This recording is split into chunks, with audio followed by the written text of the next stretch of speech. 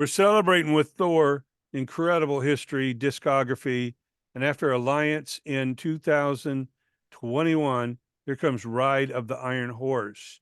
Talk about making this new record, what you feel most proud of, putting into it and seeing the creativity come out of it. Well, I think that excuse me, for one thing, I've been singing a lot, for the practicing for the tour. The throat's been acting up at times, but I just want to say Cleopatra Records have been marvelous to work with. I mean, I've been with them 10 years now, and they've been putting out these amazing packages of re-releases and obscure releases and unreleased releases, and now we have everything. I mean, there's Metal Avenger, there's Hammer of Justice, there was the Christmas in Valhalla, and Alliance, of course, Rising, and Beyond the Pain Barrier. But this one, is there was a break between Alliance and this album. After Alliance, I thought I might retire. Actually, I was thinking about it. There was the whole pandemic situation, and interrupted our tour in 2020, and although we did complete Alliance and put it out in 2021 with quite a few assorted guests that were wonderful, Yeah. who were on it. We I don't know. I was thinking, oh, okay, where am I going to go next? I was doing some movies. I did a movie called Pact the Vengeance, and I thought maybe I'll get more into movies, which I'm still going to do some movies. I got a movie coming up called Fear of the Crimson Mask. That being said, I with this one, it's sort of on the front. There's I'm riding the horse. I'm just going into another realm of my heroes, right? Which is the American cowboy, the iconic symbol of the Old West.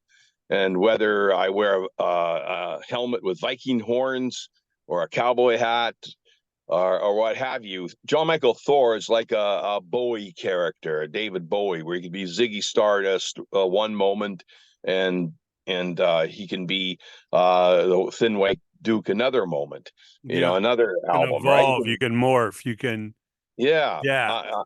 I'm not just restricted to, hey, he's the god of thunder. Well, that just limits you. I like to see myself as John Michael Thor, an actor, singer, songwriter, performer, right? I'm a performer. I want to entertain people, but not wearing the same old costumes all the time, or always having to wield the hammer and draw lightning and thunder. Yeah, there's a little bit of that still going on.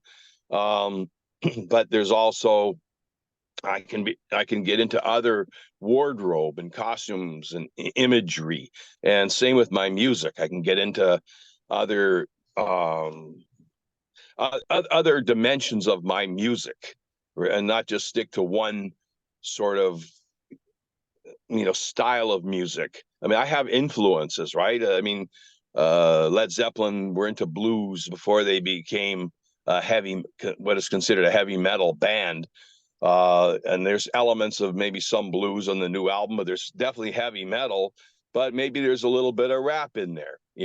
Why not? I like guys like Usher and different people. Hey, yeah, why can't I be open? Why can't I be open and say, hey, I go to classical concerts, and I enjoy, the occasional Bieber song, whatever. I don't know. I'm open to all kinds of music. I love music. Yeah.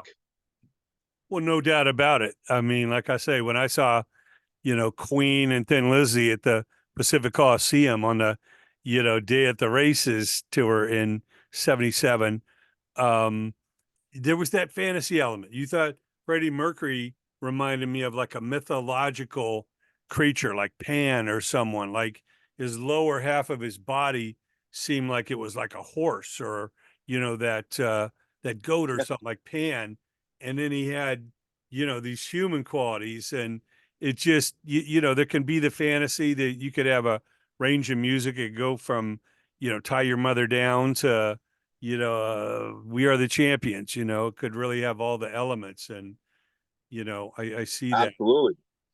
see that in what you're doing, and people are nostalgic. So how many people do you still run into that are our age that grew up and remember seeing you on Merv Griffin or seeing that album cover back in '77?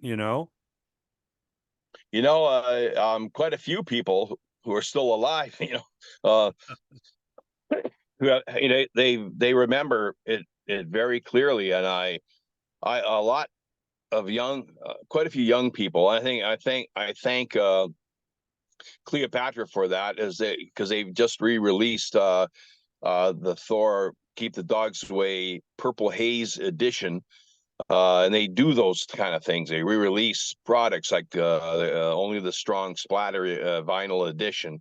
It captures a lot of young fans, and I'm surprised how many young fans we have. And I'm talking those who are in their early teens, late teens, in their 20s, who are really into Thor, like very heavily, and all the songs. And we still have demographics going into the guys and girls were 50s and 60s. Yeah, well, like I say, people are into nostalgia. They're into escapism. They're into fantasy. Good music that imagery might take them someplace. I mean, look at Iron Maiden. They've never appeared on their album covers. It's always this imagery of the Eddie character, or what Eddie's doing out there in this fantasy world, and it sells incredibly well.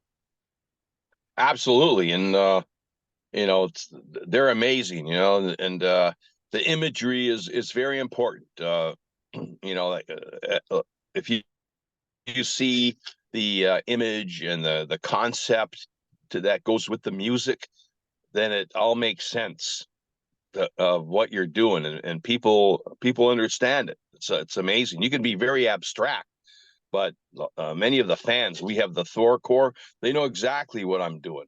Like if I do a song from years ago called Mushroom World from the Beast Women versus Thor album, it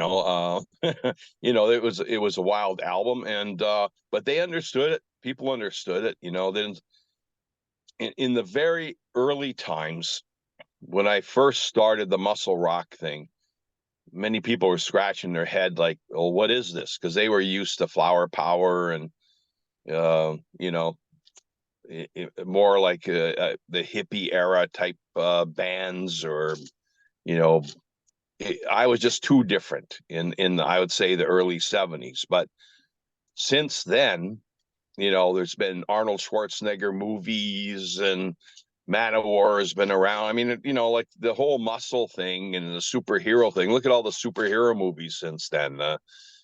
So people are more understanding of my wild concepts that I do these days. Yes, here we go.